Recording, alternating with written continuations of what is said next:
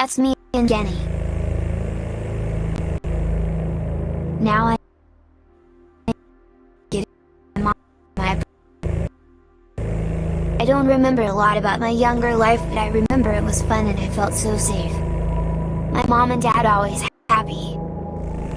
I guess my mom's sister was mad that my dad was so great, so she called the police and said he hit my mom. We were all reading in the evening. There's no way.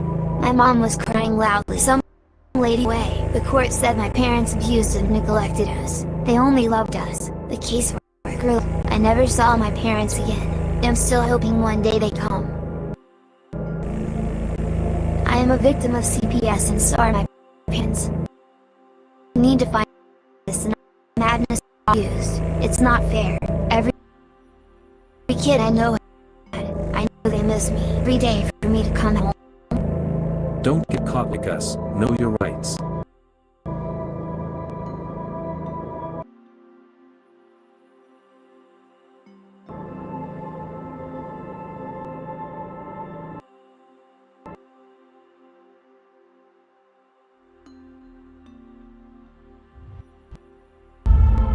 Psalm 27:3. Children are a heritage from the Lord, offspring a reward from Him. This suggests children are a precious gift from God to be valued and cared for.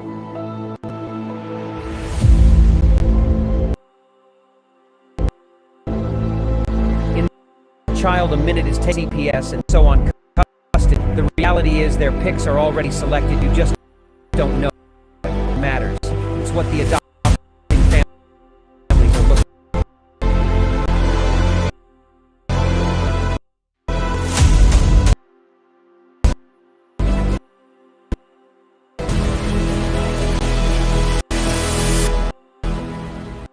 Who is it, children, you ask? From caseworker to the White House, the buck stops at all levels, just not where it is supposed to be. The services your family needs. We, the people, for your Table 4 says, reunify at all costs. United means nothing to us. The family value.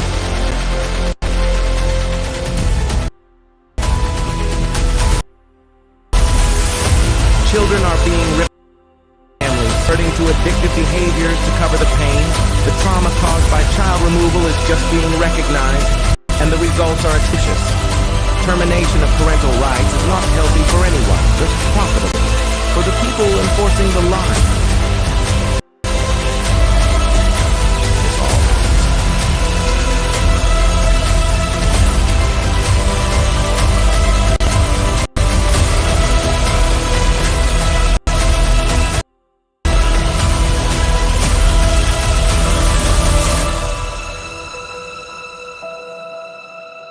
It's time Washington listens to the cries of our children, the wails of their mothers, and the rage growing in the... These are our children. Keep your damn hands off them. We are coming on behalf of the...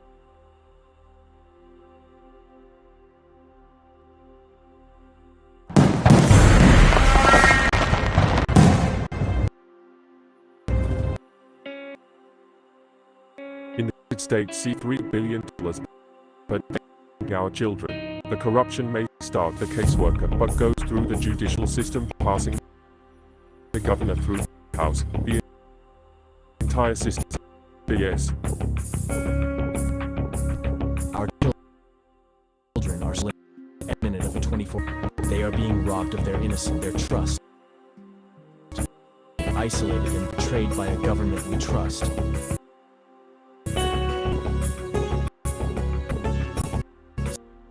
States are balancing.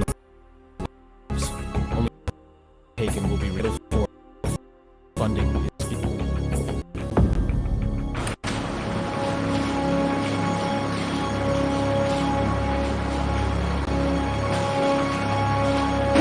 We need to stop CPS.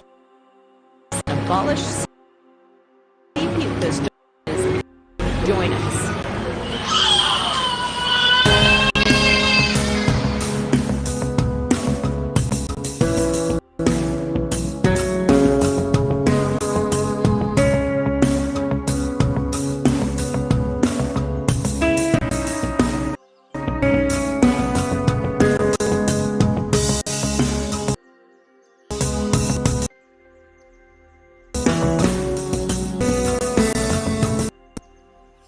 All right, buddy. Welcome to this Friday night CPS Victims Hunting for Justice. I'm your host, CPS Punisher.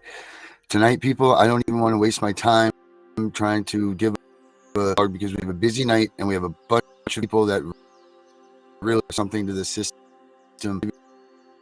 I need to introduce the first person we have up, but I will because she's that awesome in the CPS world. We got Miraguli.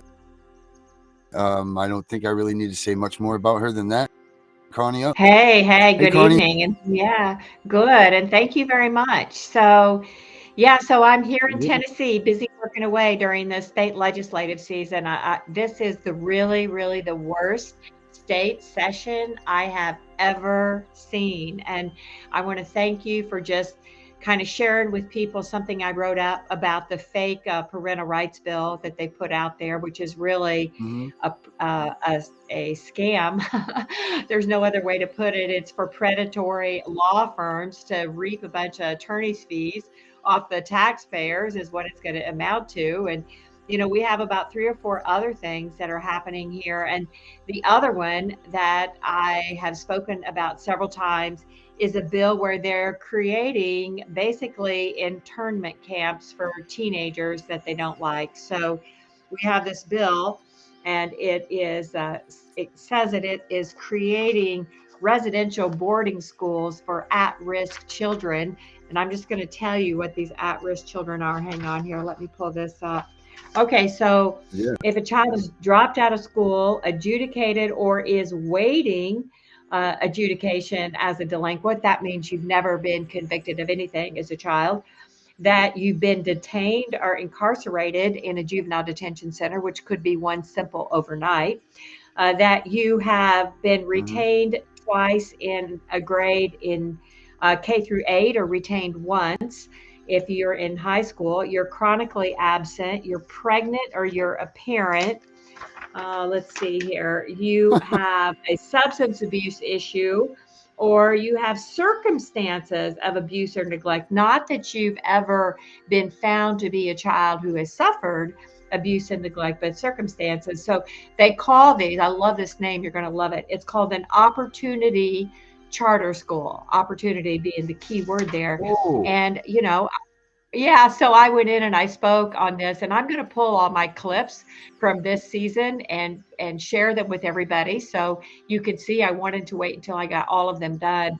But I went in and I told them, I'm like, you're throwing all these kids together. What could go wrong? I mean, these are the kids who need the most help. And of course, it's all for money. These are charter schools. They're going to be privately funded. In this bill, there is no requirement that to keep these kids separated, to give them special treatment, for them to have continuous contact with their parents. And then they did do an amendment and they tried to say, well, the Department of Children's Services, what did it say? It says DCS cannot enroll a student in a opportunity charter school. However, if that student has already been enrolled in an opportunity charter school, of course they can. So it's a total catch. They go around all the time saying they have no place for teenagers. And so this is going to be their substitute foster care for teenagers.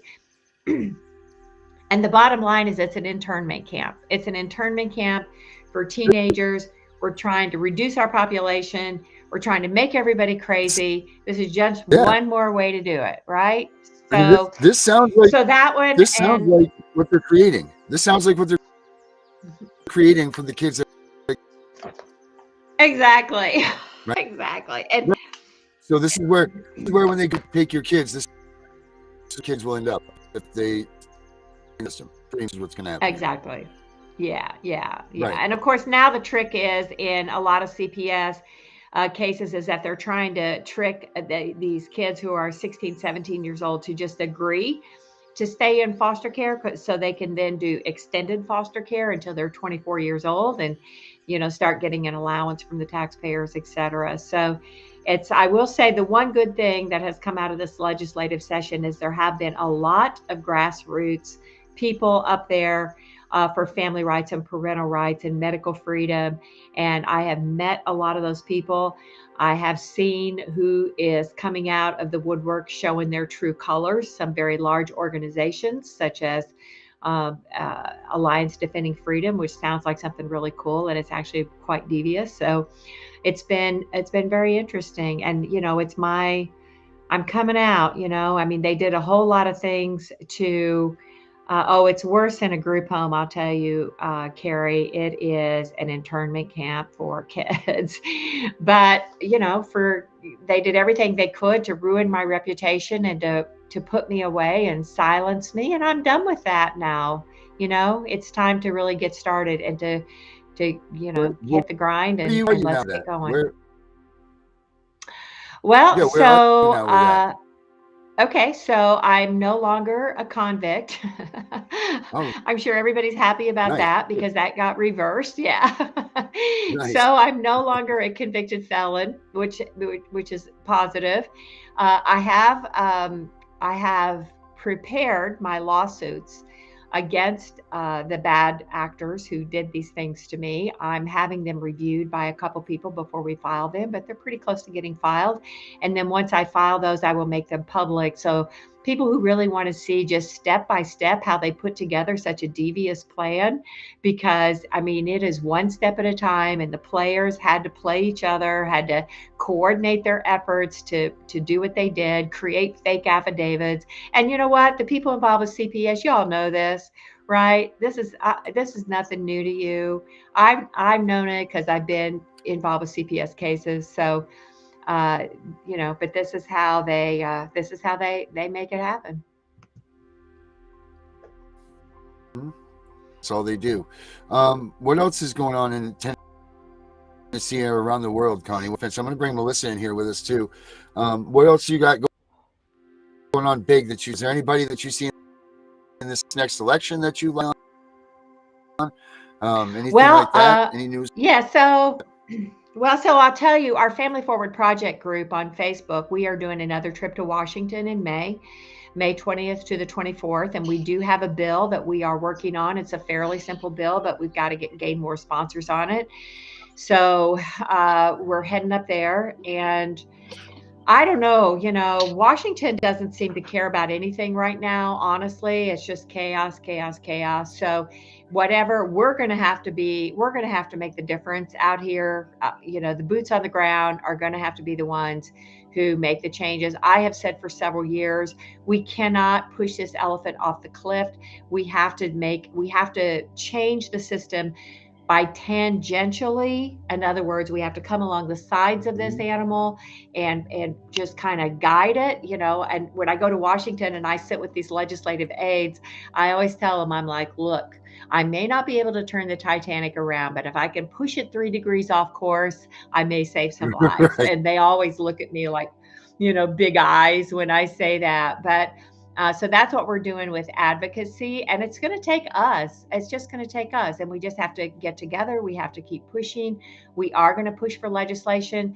The good thing with the grassroots advocates and lobbyists that I've met, we have all agreed that we're going to get together as soon as this legislative session is over, and we're going to put together a proactive package. For legislation for coming up. Now, I do have a couple of really good advocates. We've got great advocacy in the state of Illinois. Karen Cook up there is watching all the state activity. She's identifying legislation up there, and so that is. So I'm excited about that. I think she's going to be a big help there. That gives us Tennessee is supposed to be an ultra conservative state, but I see some of our state legislators are like a bunch of Nazis. I mean, they're like, they think everybody, the whole narrative is you're a bad parent. I mean, that's just parents are bad. And I'm like, golly, it's crazy. It's like, you got to change the words coming out of your mouth. It's all that linguistic stuff, right? Like, change your language, because this is the wrong language to be using. We've got to say, what do we do so that we're positive about families and we're positive about family relationships, so we stop killing each other within our own country. So, you know, I'm just brokenhearted about all the destruction with relationships. So we got to do it. We got to be the ones to do it. So anybody that can join us, join me, join you, listen, learn, time to get activated. Right. We were talking about it yesterday that these children, you know, we were looking at the places that horrid. So they're almost victim. Children are really the victims in all of this. Of course, those parents are, but we're stronger. We know what's going on. You know, like we can fight this fight from the outside. Children have no idea, and they're just throwing them into these city. These studies show that these children sometimes would just be better off in their own setting and opposed to removing them. You know, like we were showing pictures of them in hotel rooms with, you know, these kids weren't ever in these situations before. These kids should be in, put them up somewhere, not, you know, in these shame. Well, it wasn't even hotel rooms. It was the local juvenile, what I call them is juvenile nut wards down here. It's all part of the big class action suit that's starting with Tommy James up there in Birmingham, down here. It's just nuts. That Connie, you have anything guess that you want to hold the stage with? Well, the next one, you know, I just really encourage people to watch their state legislators. I mean, when people call me, and I still have a lot of people reach out to me who are going through their CPS cases, one of the things I always ask them is, who is your state legislator? And so many people do not even know. And those are the people who are closest to us, who should be representing our interests. And they're the ones who are in control of the state budgets and these state agencies. And they have the right to seek accountability over these state agencies. So please, please, please, I have several training videos that are training programs. I did some for Vince Davis out in California when he was doing his Saturday programs. I'm going to be re-putting those up, and one of them is on state legislation. I would be doing more and more of what I can to just help people understand how to do it. But I've got to have people have got to understand, just learn how to speak to them, just learn how to talk to them. They are there. They are supposed to be representing you. So I want y'all to be activated to find out what's going on at the state level. Excellent. And Connie, are those available anywhere? Do you know? I know that you can go to Vince's site and pay for a membership fee or whatever, and you can probably see the past. Yeah. But is there anywhere else that you have those videos posted that people can check out? So I have a few of them already up on just my general YouTube channel. You have to kind of scroll down, go to my YouTube channel just under Connie Regularly. I think it might also say Connie Regularly Family Forward. But you can go to the video and go to my video, scroll down through them, and you'll see that they're all in a PowerPoint format. So you can tell, so it'll have a PowerPoint face screen.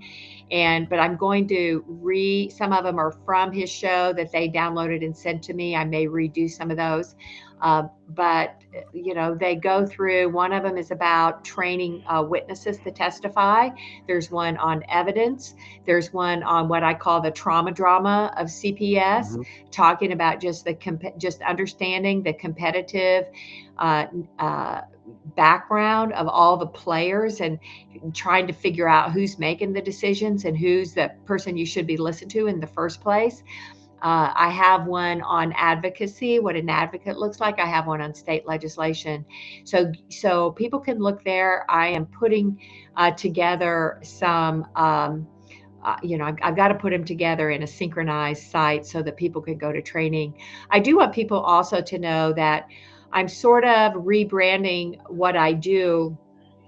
I just feel like attorneys are so, I don't know what to say. You know, it's not really a profession I'm proud of for many reasons because of the way attorneys handle themselves. I am putting together a program that I call the Case Coach, where I will coach on cases just on a time basis. Like, you just need a couple hours of time. We will do that. And then I have a few people who I am training who are not attorneys, but will be trained and will be under my supervision, that they will also be able to do things like help you organize who are the witnesses that you need, what kind of subpoenas do you need to get out there, or do you need to file a pro se motion? What does a pro se motion look like? How to go to the clerk's office. I mean, it's amazing. People don't even know how to go to the clerk's office and ask for a copy of their file or what a rule docket is. So the case coach will be launching. I already have the website up. I'm just not putting it out there. If anybody just wants to take a quick look at it, it's called thecasecoach.com, and just the general website, but we're not really booking appointments on it at this time yet, but that'll be launching pretty soon. All right. Awesome. And I'll put links to all this stuff on abolishcps.com too. That way, if you're fine with that would get the more the merrier. So you guys can all go check out my website.com, and I'll put a little clip that we can get. People are looking for action, so I'll put that on there. Yay! All right, cool. Good. Melissa, you got your introduce our next guest. Yeah. Can you hear me? We can hear you. Yes, ma'am. Okay. Well, he is, actually, oh, the government's getting you.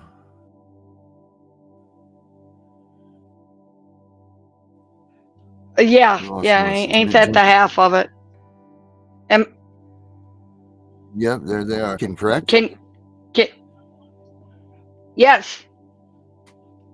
Yes, all right, we'll bring you in. Charles, you're in here with us. All right, so he's here. He's on the air with us. Charles, how we doing?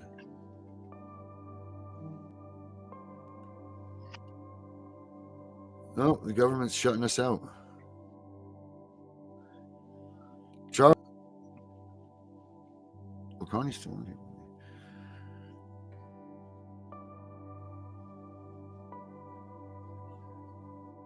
Well, we're fixing that, Connie. What else do we got going on?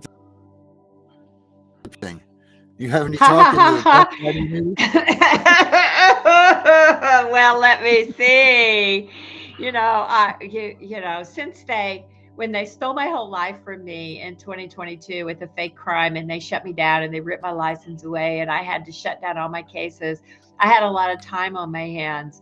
And so I wasn't really ready for retirement. However, I was kind of happy to have time to look at a bunch of nonsense, right? And some of it's been very interesting. For instance, when they did the Maya Kowalski trial back, which lasted like 6 weeks, and they were live streaming it. It was so addictive.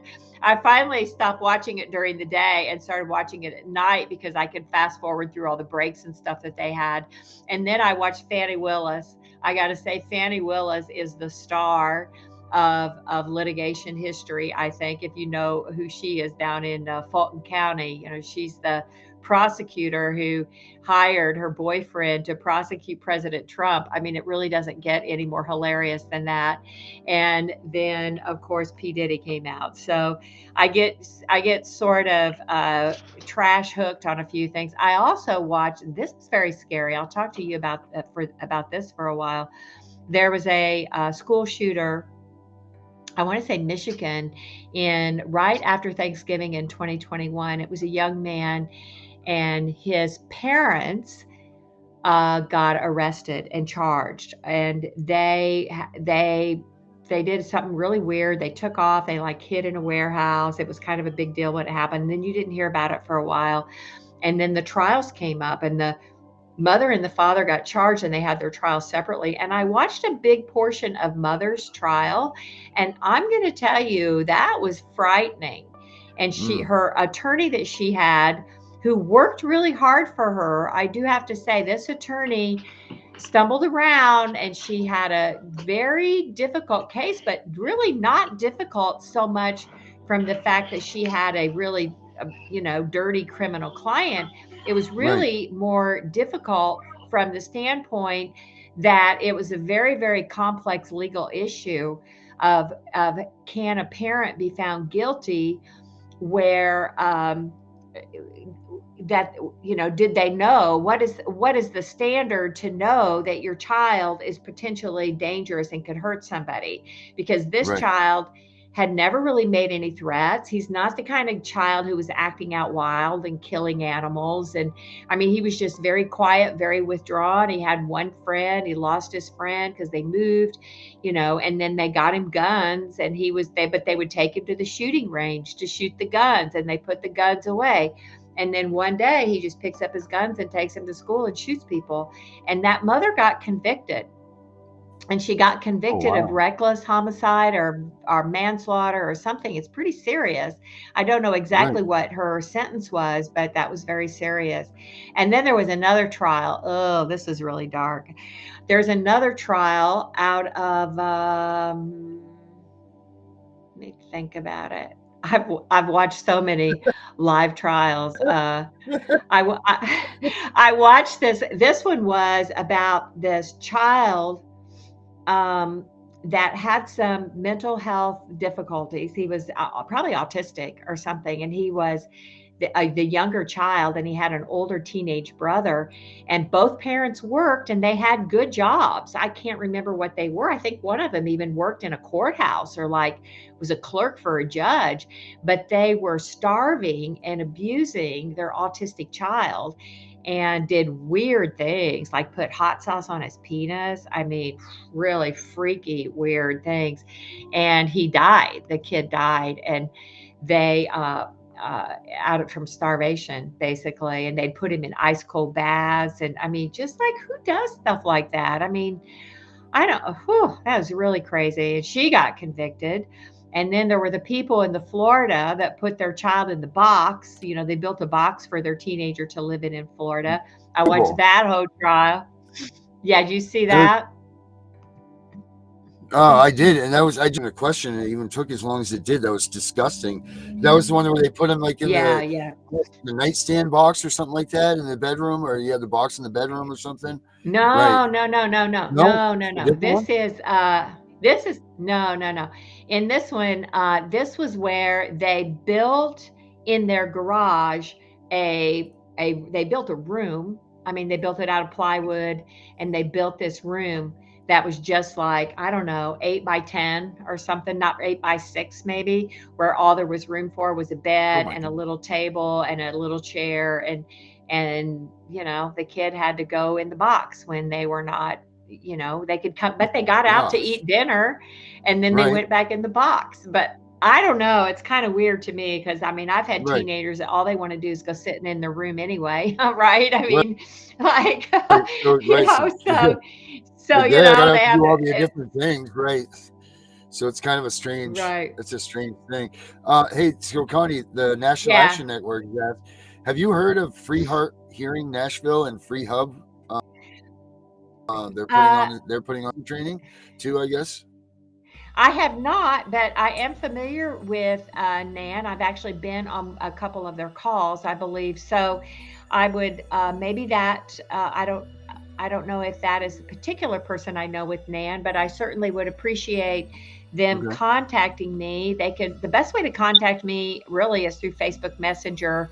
I do check my messages through there because I have so much activity going through there. I would love to know more about that and hopefully maybe even participate in it. May 18th is a good date because that'll be right before I'm leaving on May 19th to go to Washington. So that'd be a great date for us. So, and I see a note here, a comment here by Carrie. They said it was to keep everyone else safe, back to the boy in the box story. And that is true. That's what they said. And I mean, some of the stuff that they talked about was pretty wild and crazy, but we got to find a better way. I mean, we can't be doing this. We're supposed to be a civilized society. Right. I mean, so the kid was out of line. Hey, Melissa, she's got our guest on the phone. So, Melissa, are you there? Yeah, I have Charles on the phone because he was having some technical difficulties. Yes, and I'm here. Can you hear me? He's excited to meet you too. Hear you? All right, we're good. Okay, good. I'm glad. I apologize. I got the time mixed up here. So I'm not at home. I'm calling you from a street corner, literally. But anyhow, I guess I should introduce myself. My name is Charles Lincoln. I'm a discharged attorney whom many people consider evil, and but I've been an admirer of Connie Reguli for a long time, because back, I forget where it was, I discovered Connie Reguli had tried to do the same maneuver that I've been pushing in regard to judicial immunity for a very long time, and that she was citing the 1996 amendments to 42 USC Section 1983, the Civil Rights Act, which basically, I think, should have reduced judicial immunity. And I understand that Connie is I understand you're running for judicial office right now? Well, no, thank you for asking. I ran for judicial office in 2022, and they convicted me of a fake felony. They were so desperate to make sure that I could not be a judge because I was talking pretty loud and clearly about that. There are so many things I want to say, and one of them is that I do want to plug a good friend of mine. Somebody asked about what's going on in elections this year. Anyone in the state of Montana, pay very close attention to the election for Supreme Court of Montana, because my good friend Jerry O'Neill is running as a non-attorney. He is on the ballot for the June 4th to be elected to the Supreme Court of Montana. He's a 4-term state senator, and he is a member of the Blackfeet Nation bar, but he's never been a member of the Montana bar. And I think it's a great opportunity to elect a man of impeccable credentials, who is not an attorney. And I think that is one of the things we need to do. Is Connie was saying she's not proud of the legal profession. I'm kind of proud of being a disbarred attorney, because I fought judicial immunity. I fought the family code. I fought the corruption of the family system for many years in Texas and several other places too.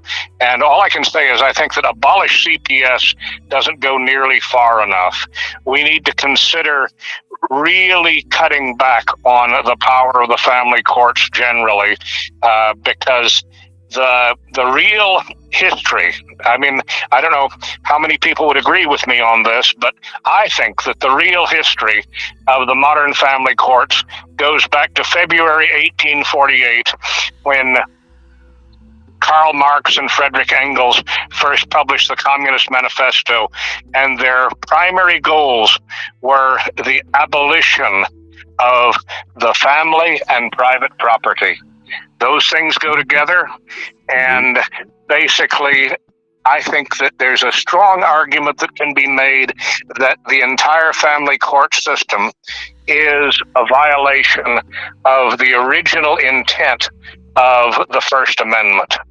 And I'm gonna ramble for a few minutes. Shut me up anytime you want. But I think that the First Amendment should be interpreted in a very different way. People talk about school prayer as if that was, or public prayer generally, as if that were the biggest issue in First Amendment establishment jurisprudence. I'd say it's not. I would say that you've got to understand what establishment meant in England the time of the American Revolution. And what establishment meant in England was that the British Parliament under Queen Elizabeth I enacted the 7 sacraments as public law in England. That is what establishment meant. And in essence, to make a long story short, I say that the family courts constitute the attempt of the United States government and the states to reestablish a new secular religion, which has the effect of controlling what used to be the religious sacraments of baptism, confirmation, and marriage. And I will let you ask me some questions at that point. I've been talking. Okay, well, since you said that, I want to, yeah, I just want to poke in there a minute. I will say, interesting that you bring that up about marriage and marriage laws. When the issue, and I even before the issue of gay marriage came up and was going to head back to the United States Supreme Court, I said this. I said the only thing that a marriage license does is give the state jurisdiction over your property and your children. So there should be two different things. There should be what is called a civil union, and a civil union could be a license or a certificate submitted by a state where somebody basically understands it's a contract. A marriage license is a contract, and who signs a contract when you don't even know what the terms of the contract are? Nobody. You shouldn't, right? You shouldn't be absolutely no. I mean, I'm 100% with you, and basically people need to be taught in school that they have the right and the power to negotiate their own terms, including with regard to children. Well, but they don't. But that's not the way it works now. So the way it works now. No, I mean, but in other words, you have to change the culture, and you have to change the awareness that people have, because start with the principle of gay marriage, for instance. 150 years ago, I don't know if anybody knows this, but we had a gay president in the United States. Can anybody name him? No. His name was James Buchanan. He was the 15th president of the United States. He had a lifetime partner who was vice president named Rufus Devane King, William Rufus Devane King. Andrew Jackson called them Miss Prancy and Miss Fancy. It was basically an open gay relationship in Washington, and basically everybody said it meant nothing. Now, nobody cared at that point because they weren't claiming to be married. They were an open couple, and they also did things like they owned property in common. They had a law practice in common, and in other words, they were forming civil contracts all the time, and gay people have never been prohibited from forming civil contracts. Their sexuality was just of no consequence, what they did in private. And if you start with that template, if we go back basically to the customs of the 1840s and 50s, why would the state get involved at all unless there's a written contract? And if we want to really restore freedom in this country, we need to go back to a system where people have freedom of contract, and where there are no contracts of adhesion. And I know Connie knows what a contract of adhesion is, but basically it's a contract over which you have no control. When you get on a bus, when you get on a plane, you're actually entering a contract, and it limits the carrier's liability and all sorts of things. But nobody thinks about that as a contract. It's a contract you sign unconstitutionally and unconsciously. And just as she's saying, that you do that when you get married. But nobody realizes that you have basically no choice in the terms of your contract at all. Well, let's talk about that. And you're surrendering a great deal of your autonomy to the courts and the state. Let's bring that back around to the safety plan, for instance, with CPS. Now, you have a lot of people out there saying voluntary. Does that hold water? Is this true? Is this not true? What happens if you don't sign this contract? Like, there's a lot of opening because we got a lot of people voluntary, but if you don't sign it, what are the repercussions? Does this fall in line with this contract thing that we're talking about here? Yeah, so Brenda, that's very interesting because because this conversation here. We got Brenda in here with us also. okay, good. How are you? Good. Oh, right. am I supposed to say I something was now? just going to say that in the welfare state, we have surrendered so much of our freedom in the name of letting the state make our decisions. And the people don't even realize how many contracts they're signing on to without unconsciously, without express agreement. Right. Yeah. So, those safety plans are very interesting. They are, because one of the things that I have followed and pulled and studied are the civil rights cases, particularly in the Sixth Circuit Court, which is where I'm located. So Sixth Circuit would be Michigan, Ohio, Kentucky, and Tennessee. And so I pulled like historically, like every civil rights case I could find that had to do with removing children.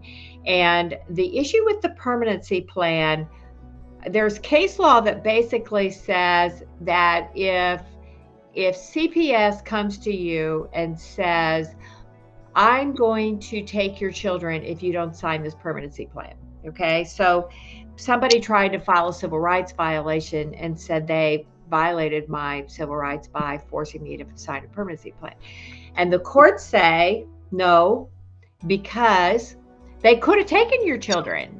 So as it's not a threat or it's not a violation of your civil rights if they had the power to do what they said they were going to do. So the issue with the safety plans is it's very troubling. Of course, I have problems with the permanency plans, which is where they order parents to go into classes before they've ever had a day in court, before they've ever been found to be guilty or neglectful as a parent. They just stack these cases and these requirements on them and not let them see their children hostage. And the safety plan is kind of the same thing. And safety plans are supposed to expire within 30 days. And then, what do they do? Do they come back and sign another one? That's what I had one case. They signed like 6 safety plans back to back to back to back. I mean, a safety plan is supposed to be a 30-day short stop, cure. Ooh, I'm going to sneeze here. Cure the, ooh, you ever, oh, excuse me. I've got a sneeze working up, I can tell. So, but a safety plan is supposed to be a temporary situation. Right. So, on top of that safety plan. Well, again, most welfare laws come in by emergency, right? I mean, very few people would recognize, for example, that the emergency of the Great Depression never ended. It may be 90 years ago, but it started in 1933, and it's still going on today. That was the beginning of the real serious intervention in every aspect of our lives. And yeah, I mean, every time there's a crime, real or set up, they come up with a new safety regulation. I mean, this is what's happening to gun rights in the United States. It is what is happening to individual and family rights. And basically, people don't know how. As Connie was saying, that people do not know how to approach the clerk with regard to their own case, much less how to go into either court or to testify in a congressional or legislative hearing and say, hey, let's think real hard about the constitutionality of this. If you look at the what used to be called the Congressional Globe and now the Congressional Record, the first consideration in every statute in Congress used to be, is this constitutional? And now they don't even bother with that question because they know that automatically everything impacts interstate commerce, and so since everything has an impact on interstate commerce, it's subject to regulation. Where that came from, is a fascinating question. Again, thinking about the history of the Constitution and what it originally meant. There were before the FDA, there were only 2 events in U.S. history where a form of private property was outlawed. Anybody name those? No. 2 points to you. I didn't know this was going to be Well, fast. one was the first form of private property to be outlawed was slavery. Slavery, and it was originally understood to be a form of private property. It took the 13th Amendment to outlaw that. Second form of private property that was outlawed was liquor. It took the Prohibition Amendment and the Volstead Act to abolish private property interest in liquor. But then, all of a sudden, after the repeal of Prohibition, you have the New Deal, and in the New Deal, they popularized the concept that Congress can regulate anything to do with interstate commerce. And they outlaw all kinds of drugs. They not merely regulate it, but outlaw, put different schedules of controlled substances. And isn't that amazing? If Congress had known in the 1850s that it had that kind of power to regulate interstate commerce, Dred Scott, the importation of slaves from a free state into a slave state into a free state, would have been a non-issue, because Congress could have just said, by crossing a border, slaves are freed. But nobody knew that was what the Constitution said, because it didn't occur to anybody who was framing the Constitution that Congress would have that kind of power under the Constitution. And so by sleight of hand, we have given the government limitless power in the name of regulating our safety.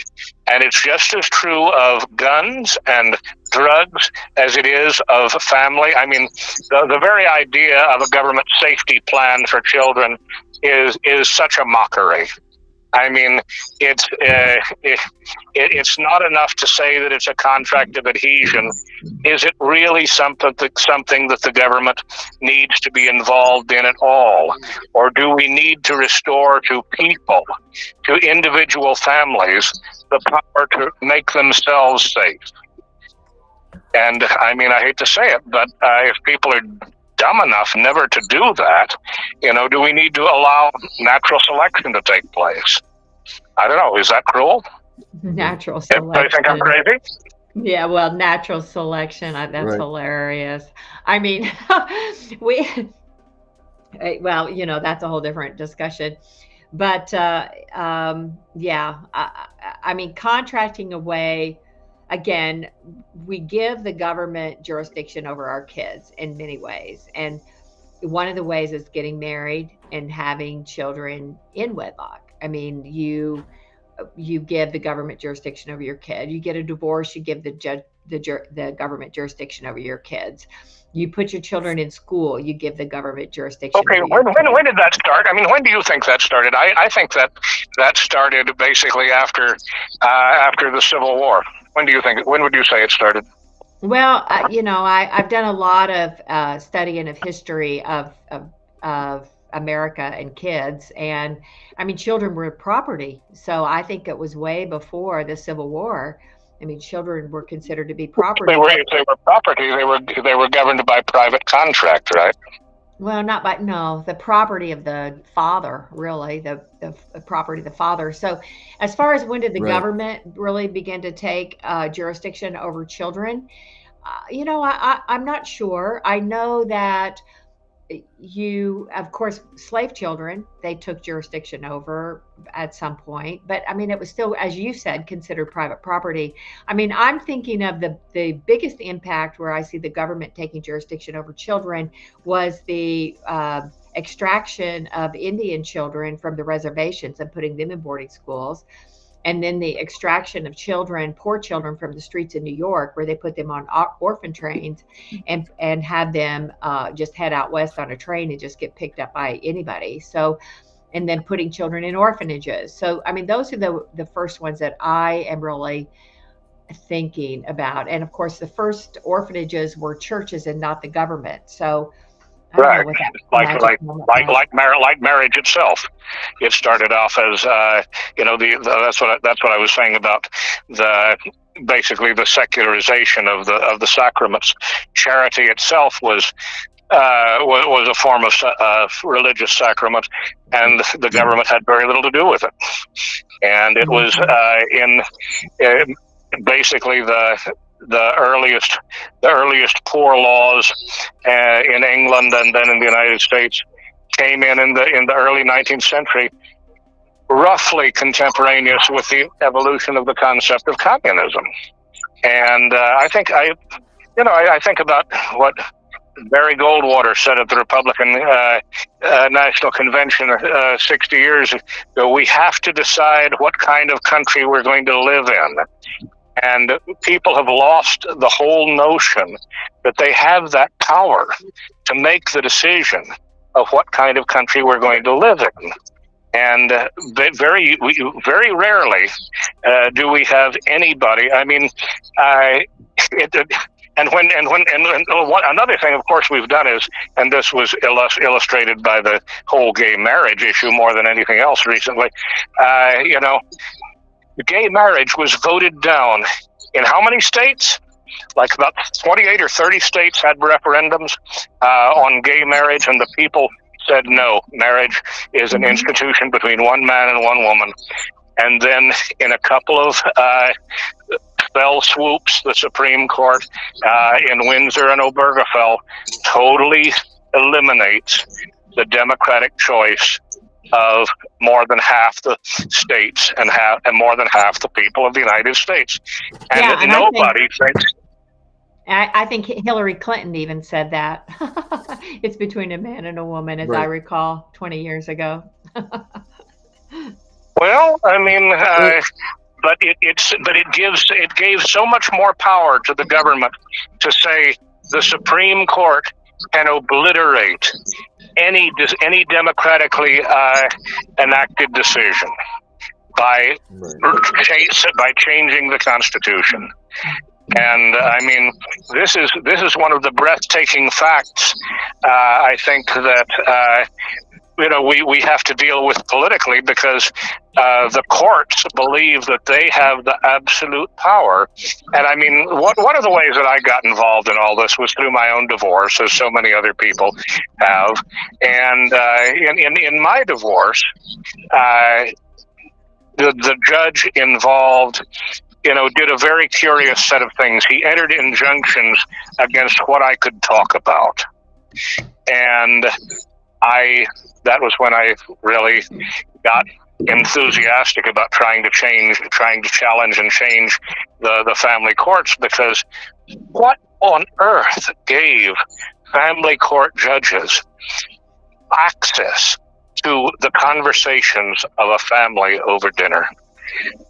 Or even a broken family at two dinner tables. Right. I mean, what do you think about that? Yeah, I totally agree. I think trying to control speech, of course, that's one of the reasons they don't want me to be a lawyer, is because I started speaking up and speaking out and engaging people in talking about their experiences. And as a lawyer, it is so shrouded, even though they're supposed to be public courtrooms, the whole process is so shrouded in secrecy and so closed and cloistered. And I know there was they've done so many disciplinary hearings on me because they want me gone forever. And on one of them, they made a ruling that I always record. I always do an audio recording. I took a professional videographer in. They kicked out my videographer. They told me that I could not even do my own audio recording. They were going to block me from that, and that I couldn't speak about it. I couldn't talk about it. I couldn't post anything about it. And I mean, that's just obscene. That is just obscene that is the type of control that they have over keeping everything secret and cloistered. Well, people get arrested these days for trying to record court proceedings, which is just sort of incredible. And I'm like, in federal court, they'll lock you up. I'm sorry? I said in federal court, they'll lock you up for trying to record. Well, I was just thinking about, as far as, I remember doing our like case plan and everything, and the kids would come to visits, and they wanted to control what the kids talked about. They're letting the kids know you can't talk about this, you can't talk about that, and Exactly. it was unbelievable. And in Well, our I case, mean, we never. imagine a situation where there appears to be abuse, where one parent believes there is abuse. How can a judge say you must not ask your child? This was said to me in Texas. Who authorizes a judge to say you must never ask your child whether he's happy or not? Yeah. I mean, sci-fi never came up with anything that bizarre. No. Mm-mm. The rules say that they're And yet supposed to that is the lie world to we your live in. child. Yet they don't. If you go in there and you tell your child that CPS is letting me not see you tomorrow, or CPS is or whatever, they'll shut your visits down. To your kid again. But in their manuals, you're supposed to tell your kid the truth. You don't lie. You're supposed to let them know, fill them in, this, that, and the other. These visits, and you're done. It's over with. You never talk to your kid again. Or they do like they did in my case. So where do you go with You have that? a caseworker that allows you to speak the truth to your children, that allows you the extra visits. She tries to be a good caseworker. Your last caseworker tried to be a good caseworker. They're speaking the truth. And they fired them all 1 week before court. So I can't wait to see how court goes next week, since they fired all the caseworkers. Oh my gosh, that's crazy. No, Connie, I'll tell you what, I have never seen laws like they try to pull in these little towns of southern Alabama. My judge was CPS's attorney, appointed by the governor to the bench, and he was this county's CPS attorney. The director that brought the case against me worked with him for 10 years. You know, they even placed an 18-month-old into a bad foster home, and the child was beaten to death. That judge was the attorney during that time, and that director was the director during that time. And because there's no case against me, no allegations, no claim of harm, no imminent danger, the director of DHR in my county was contacting my family, was telling my daughter that she could have extracurricular relations with her boyfriend and get to go see him. She could move in with her friends if she would get them to tell lies against me. Crazy. Yeah, I know. I mean, every time I think I heard a crazy story, that a newer, crazier one comes up, because there's so much control. I mean, speaking of that, let's. I'm going to bring him out here. Get to hear this stuff. We give him in just a second in mind. Hearing his story, let's. Still here. I'm really sorry for holding you back there. But Ernest, how are you? Ernest, are you there? Ernest? He might have stepped away for a second. Yeah. Well, and Connie, you know how they hold guardians to such high levels of this is their job, this is their duties. My guardian told one of the girls, because we had a family friend living in the home with our family. The guardian ad litem told her to run away to another state, and how the department could not chase her across state line, and that if she hurried up and got to the other state, that she would hurry up and close out her case. As soon as the girl sent her pictures that she had crossed the state line into Florida, she took an ex parte no contact order between me and my daughter, so that she could try to manipulate my daughter more. And then my daughter ended up being beaten so bad in the system, she had to have brain surgery. Oh my gosh. Yeah, it's just never ending. It's just, yeah. It's just, but you're right. And It's going to actually, be a I matter of, agree with you on recording court events because I record every court event. I got a de novo against my judge because he refused to turn over transcripts. But guess what? I already have those transcripts. He directly threatened me. He threatened my family. He talked crap about us to the attorneys. He told me that he had the power to make sure that I never seen my family again.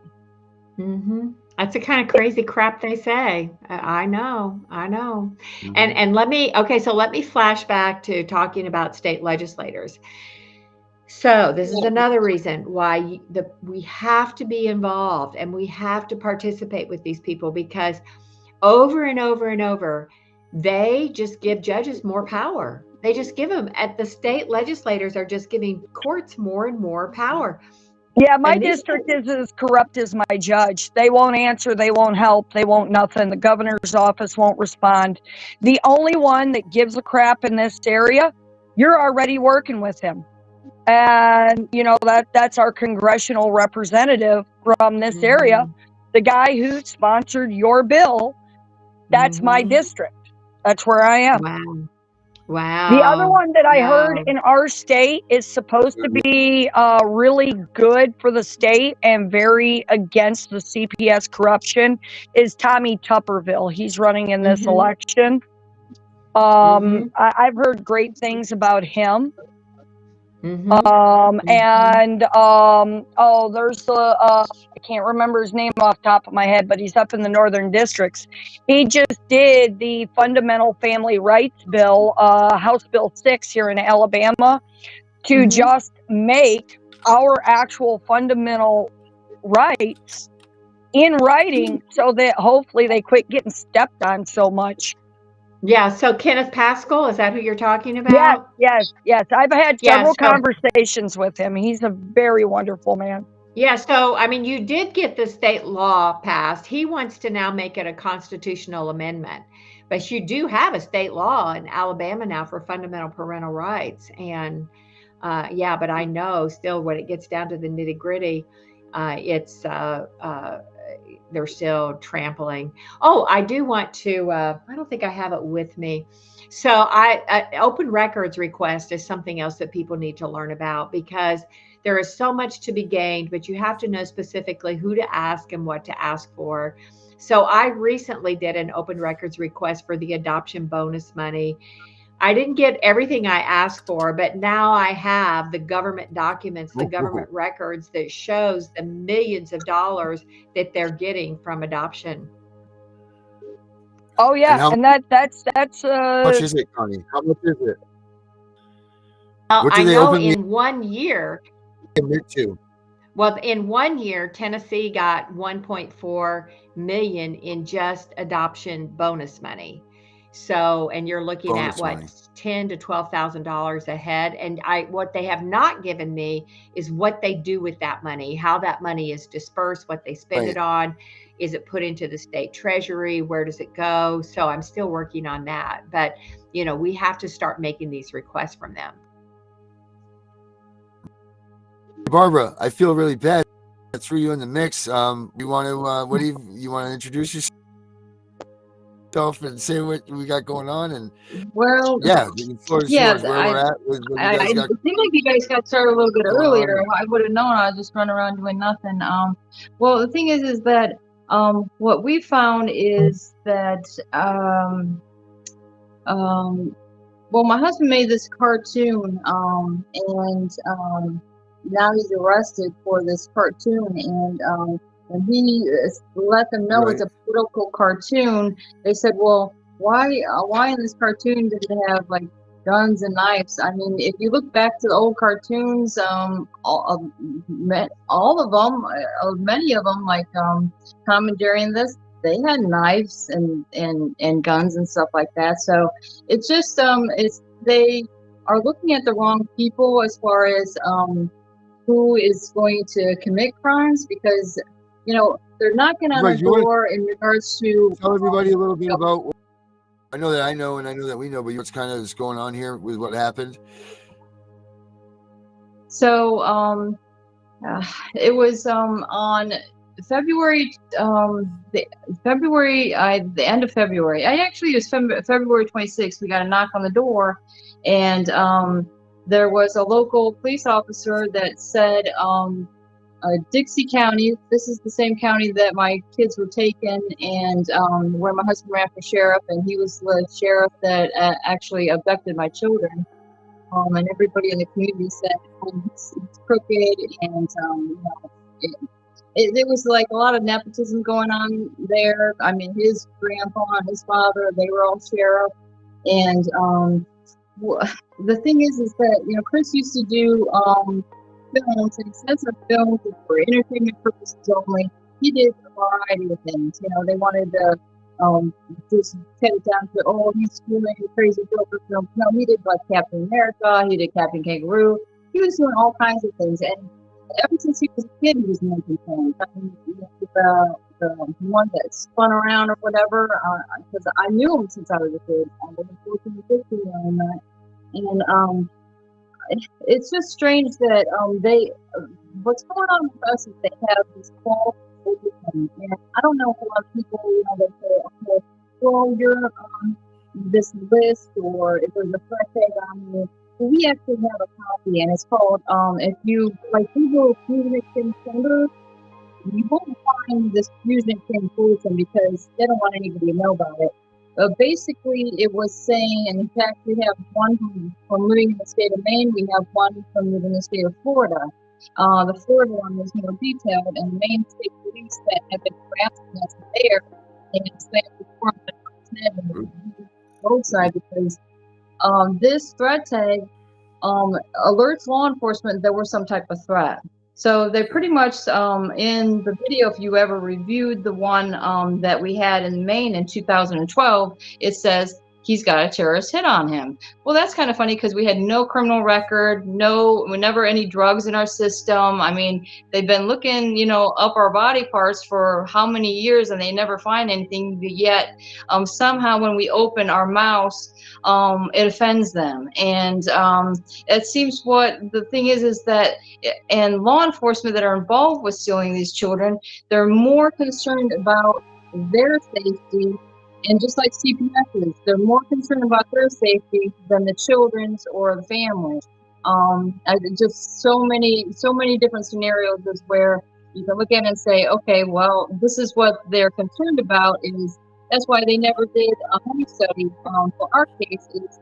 The caseworker said they were too afraid to show up. So they used this false bulletin. It's pretty much saying we're anti-law enforcement and anti-government.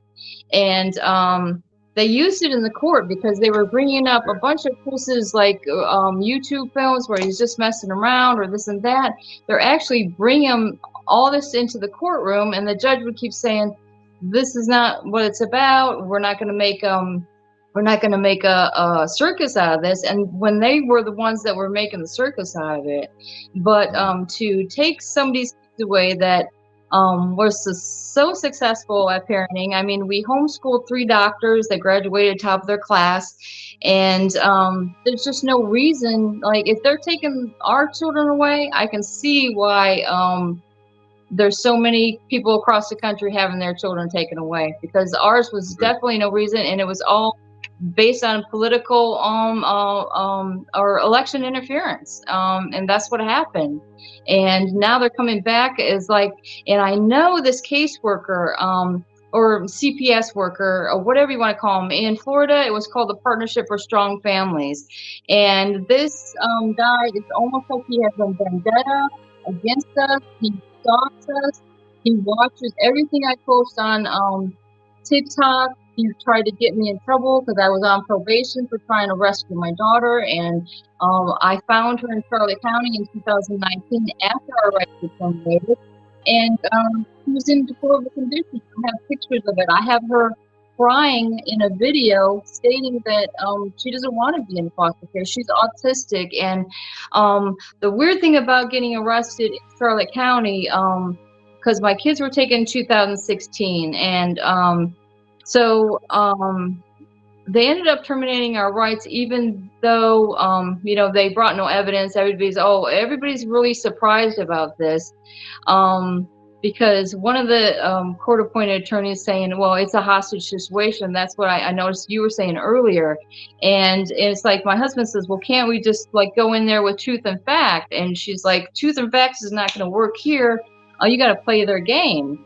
And that's the thing about me. They kept wanting me to say things about my husband that weren't true. And if I didn't, they threatened that you'll never see your kids again.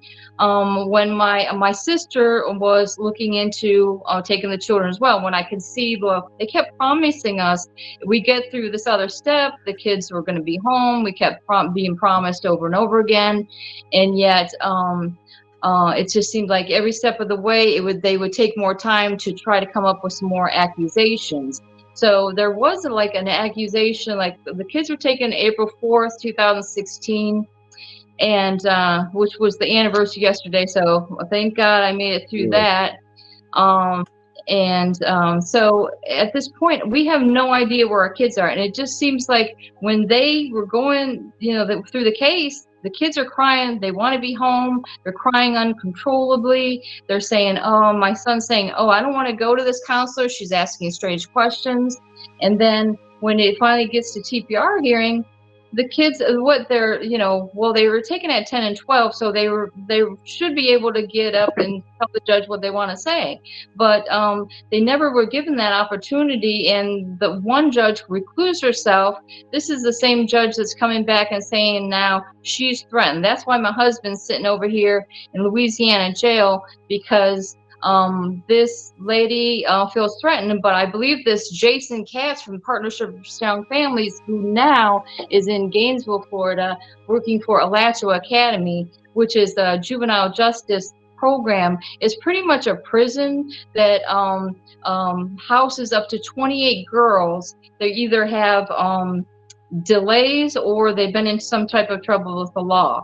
And it's very curious to me, because that's why I'm wondering, why is he always trying to see what I'm doing? Because am I figuring out that maybe my daughter's there? I have no idea where my kids are, but my son, who's a doctor in Louisiana, in 2018-19, he was approved and certified to adopt his siblings. Yet when they incarcerated me in Charlotte County, kidnapping, interfering with custody, and crossing state lines, he was already approved. So my thought, when I see my daughter and being abused, she reported this abuse, living in deplorable conditions. I have the pictures, and I just thought, and I'm looking up through the law library as I'm sitting in Charlotte County. They have this great law library. I'm thinking, oh, look at all these violations. Well, what came up, it was this this evaluation that was done a month and a half before we went to TPR trial. So a month and a half before that, this evaluation states, it was like Brooke Forrest from Fort Myers, and she's a neuropsychologist. And what I was told by the caseworker is that, oh, she ended up going to a family doctor and that she never did see a neuropsychologist, is what that they were supposed to be doing. And I tried to set up an appointment, but no, she kept delaying. But this evaluation states that my daughter Sage needs to be in contact with me for her social, behavioral, and emotional well-being, and this needs to get to the judge ASAP. Well, how come this was omitted from the trial? Because the judge never brought it up. Any of the court-appointed officers never brought it up to me. I had all the paperwork, is what I was told, but this evaluation that states my daughter's not getting the services she needs.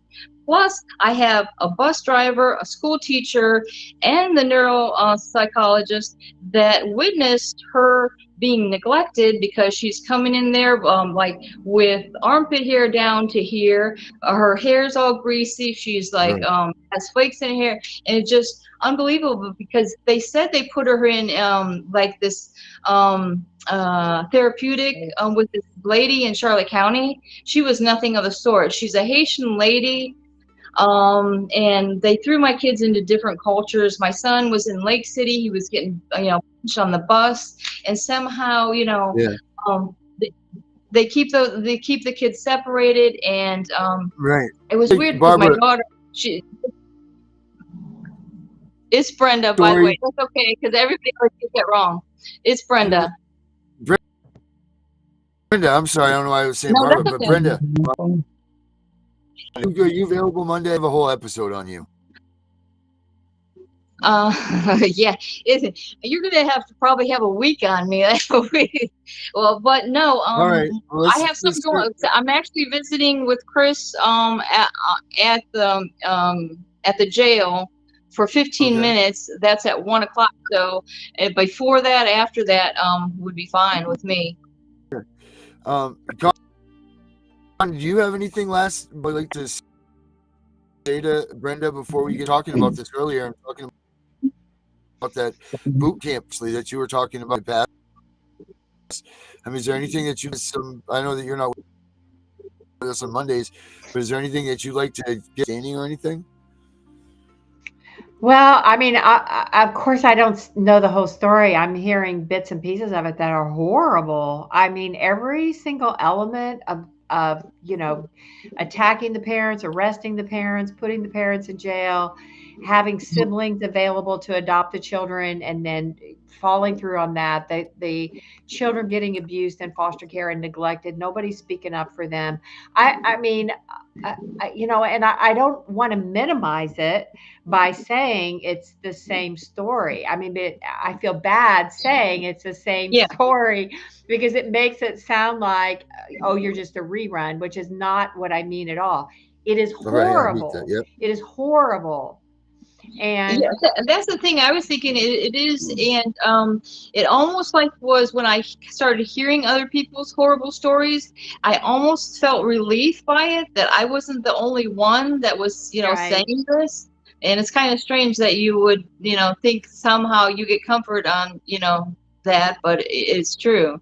Well, and I'll say when they put me through the whole fake criminal thing, I mean, I wasn't extremely, I wasn't too extreme because I knew ultimately they were going to lose. It's just how much were they going to put me through in the process?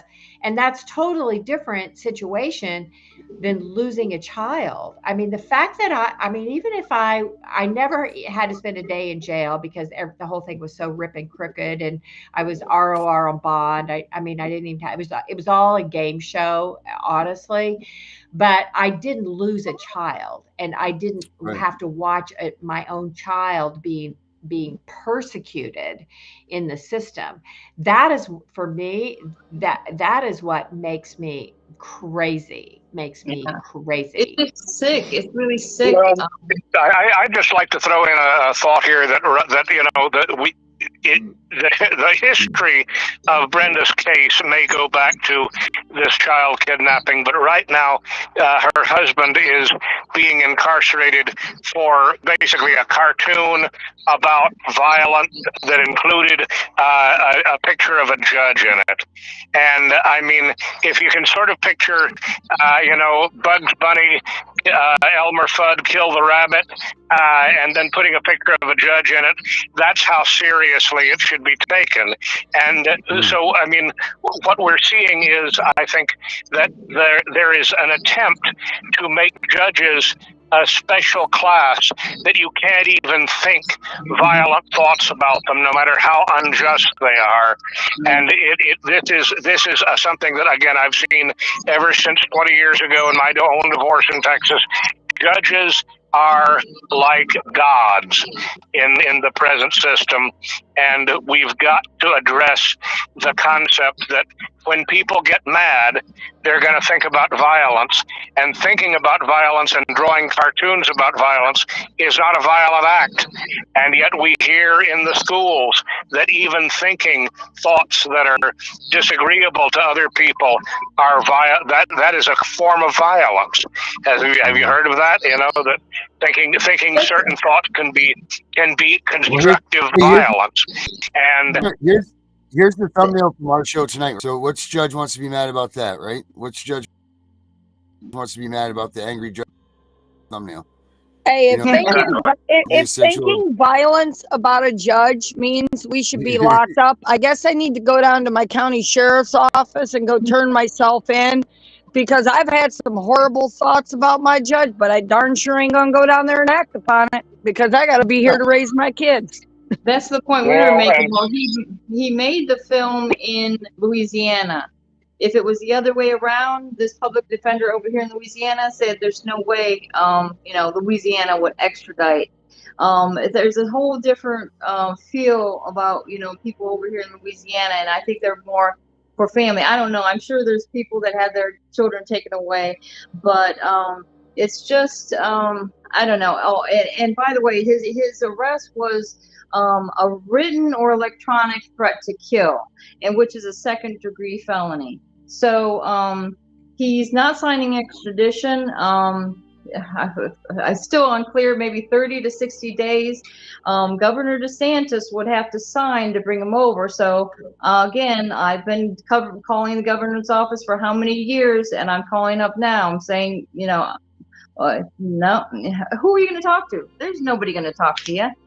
So it's just like, you try and you continue to do it and you get discouraged, and that's why people end up in these big depressions. That's the same thing was happening to Chris here. I mean, he was in a depression, getting overweight, just like not taking care of himself. I can see why people die of alcoholism, because it's like a torture every day of your life, not knowing or having any idea where your family is, and that's the only thing you can think of is they've been trafficked. And to Connie, there's one thing I want to say to you that I filled out that last job form, and for whatever reason, I can't save the copy. I don't know what happened to the copy, because it was such a great form where it really had me getting my thoughts together and organizing. So I filled it out, but now I don't have access to that form anymore. And if there's any way I could get that, or just have the form itself, so that I can, just redo it or something, because it's a good thing to have in front of you and saying, it really helped me. And I worked tirelessly on getting that to you. Yeah, thank you. Yeah. So do you know what date you did that about? I have it written down. Okay.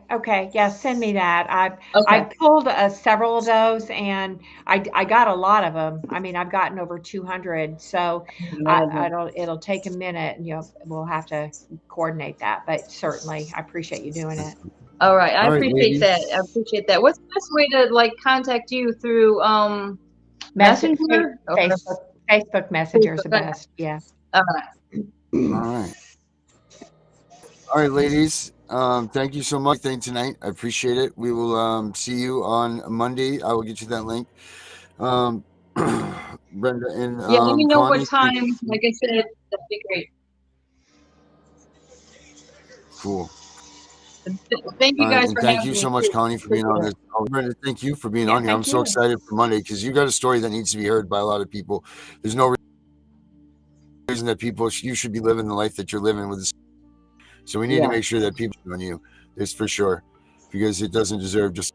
All right, I appreciate it. A little 10 minutes. Absolutely, Brenda. Thank you, Connie. Thank you so much for coming on again. I appreciate you very much. I mean, we're gonna start doing. Maybe we start doing Connie Fridays now, because now we've had a couple make it Connie Fridays, right? Yeah, as long as I'm not too exhausted. Yeah. Well, and Connie, the upcoming event May 18th, where we're training advocates through the NAM program, through their advocacy program up there in Nashville. I'll actually be up there taking part in that program. And I will reach out to you and I'll get you the rest of the details on it, because I'm sure that they would be delighted to hear from the great Connie. Thank you. Yeah. All right, guys. Cool. Herbert, you came in last. You got any questions for anybody, buddy, today? But just in case you had anything that you were hearing about, or anything that you had, anything you knew of. Yeah, I want to say that I thought this was a very good show today. It was very informative. All the participants had lots of information to add to what's going on with Child Protective Services and things that should not be going on. And I was very impressed with this show. Oh, thanks, Herbert. That's great. Melissa, you have anything? No, I want to thank everyone for coming, and Charles, want to thank you for coming because I know we had a little bit of technical difficulty, but it was neat listening to Charles and Connie conversate because it almost puts you on a higher IQ just being in the same room. Well, I sure hope that I'll have a chance to talk further, and I thank you for having me on. And well, we have a crisis in this country because of the welfare state taking over people's families, and we've just got to get the big picture and realize that we, as Barry Goldwater said 60 years ago, we've got to make decisions about what kind of country we want to live in. Do we want to live in a state-controlled welfare society or not? Right. Thank you guys again very much for coming. We'll see you all later on. Thank you. Thank you. You guys are doing a great job. Great job. Oh, thank you guys so much. Thank you very much, Charles, Herbert. Thank you. You came in late, but thank you for everything and everybody. Friday show. Those are a bunch of good people. Those are a bunch of resources that, if you didn't get the chance to catch the show, come back Monday. We have Melissa's show on. Brenda's story is something that needs to be heard because it's messed up and she needs some help. Her whole family needs our help, guys, and we need to give her that. So, hey, I'm the CPS Punisher. I'm out of here. Keep CPS out of your house for the weekend, please, people. See y'all on Monday.